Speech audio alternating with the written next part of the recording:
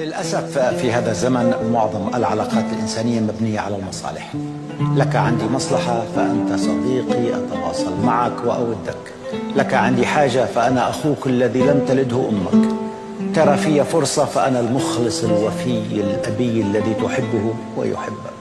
انتهت المصالح أو عجزت عن مساعدتك. من أنت؟ لا أعرفك، لا تعرفني، وربما حتى لا أتذكرك. هكذا هي الحياة للكثيرين، وربما هي الحياة من فرضت على البعض أن يكونوا كذلك، لأن أصحاب الأخلاق والمبادئ باتوا قلة في زمن صعب. ولكن نصيحة: حبل المصلحة قصير وإن طال، وحبل المودة طويل. وتذكر أن تعاشر الأصيل الذي سيقف معك وقت عسرك، ولا يطلب منك لا ردا ولا مقابل، ولن يعايرك بمعروف أو جميل.